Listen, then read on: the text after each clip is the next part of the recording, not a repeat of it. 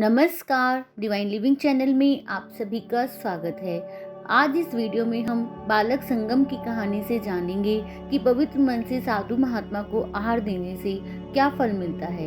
एक बार एक छोटे से गांव में एक गरीब माँ धन्या अपने बेटे संगम के साथ रहती थी। बच्चा चरवाहा का काम करता था, जबकि उसकी माँ दूध बेचती थी। एक त्योहार पर वह देखता है कि सब घरों में खीर बन रही है, तो वह भी अपनी माँ से खीर बनाने की जिद करता है। पर उसकी माँ के पास दूध चावल कुछ नहीं था। वह सोचती है वे कैसे अपनी एक बच्चे की छोटी सी इच्छा को भी पूरी नहीं कर पा रहे। इसलिए वह आसपास के घर से थोड़ा दूध चावल और चीनी मांग कर लाती है और खीर बनाकर किसी काम से बाहर चली जाती है। संगम खीर को देखकर खुशी से उछल जाता है। वह खीर खाने ही वाला होता है कि उसे एक जैन मुनि की आवाज सुनाई देती है, धर्म लाभ। भूखा बालक एक पल भी सोचे बगैर उन मुनि को घर में बुलाता है और उनके पात्र में खुशी और भक्ति के साथ खीर देता है और सारी खीर उनके पात्र में पलट जाती है। उसके पास जरा सी भी खीर न होने के बाद भी उसे बहुत खुशी हो रही होती है। उसी रात संगम की मृत्यु हो जाती है।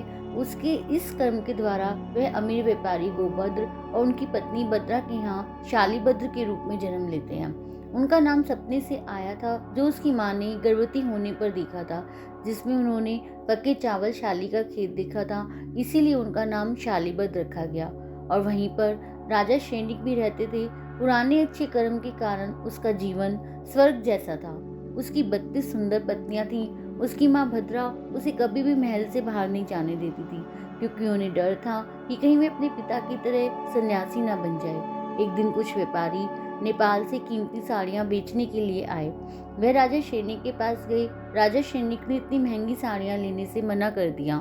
जब वह व्यापारी उदास मन से वापस जाने लगा, तो शहर के कुछ लोगों ने बोला कि तुम भद्रा सेठानी से जाकर मिलो, वह तुम्हारी साड़ियां खरीद सकती है।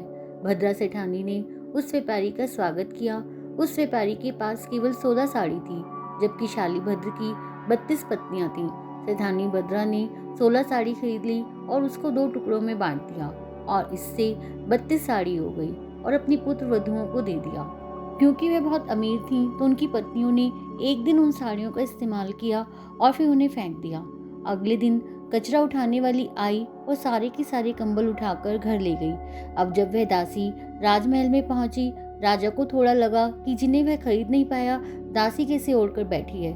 पूछने पर दासी ने सब कुछ बता दिया। अब राजा सैनिक शालीभद्र से मिलने के लिए उसके घर आ गया।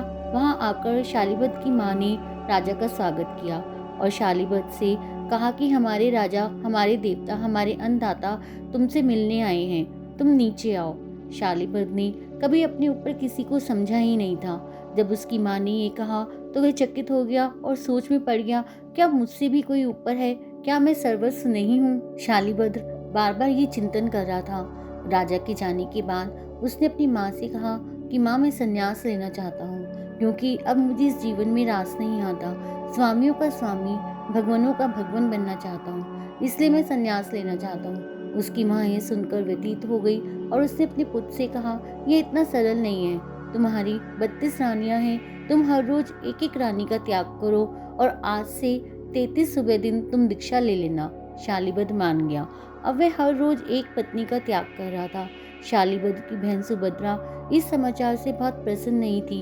एक बार अपने पति को नहला रही थी और उसके आंसुओं की गर्म बूंद उसके पति की पीठ पर गिर गई। उसके पति ने पूछा कि तुम रो क्यों रही हो? तो उसने कहा, मेरे भाई ने भिक्षु बनने का फैसला किया है और वह हर रोज अपनी एक पत्नी का त्याग कर रहा है। तब धन्ना ने हंसकर सुभद्रा से कहा, तुम्हारा भाई कायर है। अगर वह साधु बनना चाहता है तो 32 दिन का इंतजार क्यों? सुभद्रा ये सुनकर परेशान हो गई और अपने पति से कहा, यह कहना आसान है, करना मुश्किल। इससे धन्ना के मन में जागरूकता जागी और उसने उससे कहा, मैं अभी आप सभी 8 को सन्यासी बनने के लिए छोड़ रहा हूँ। सुभद्रा को आश्चर्य हुआ। उसने सोचा कि उसका पति मजाक कर रहा है। हालांकि धन्ना ने कहा, अब बहुत देर हो चुकी है, मैंने सन्यासी बनने का संकल्प लिया है। यदि आप सभी मुझसे जुड़ना चाहते हैं तो आपका स्वागत है। धन्ना के दृढ़ संकल्प को देखकर सुभद्रा और उसकी 7 पत्नियों ने भी संन्यास लेने का फैसला किया। धन्ना तब अपने बहनोई शालीभद्र के महल में गया और उन्होंने चुनौती दी, हे शालीवत, यदि आप वास्तव में अपने परिवार और संपत्ति को छोड़ना चाहते हैं तब किसकी प्रतीक्षा कर रहे हैं? मेरे साथ चलो। शालीवत ने उनकी बात सुनी और चुनौती को स्वीकार किया। उसने अपनी पत्नियों और परिवार के अन्य सदस्यों से कहा, मैं आज ही तुम सबको छोड़कर जा रहा हूँ। वह अपने जीजा के पास नीचे चला गया। उनकी पत्नियां भी उनके साथ हो गईं। वे सभी भगवान महावीर के पास गए, दीक्षा स्वीकार की और भिक्षु बन गए। भिक्षुओं के रूप में घोर तपस्या करने के बाद धन्ना और शालीवत स्वर्ग में स्वर्गीय प्राणियों के रूप में पैदा हुए। तो आज हमने जाना, निस्वार्थ सेवा हमेशा ही फल देती है।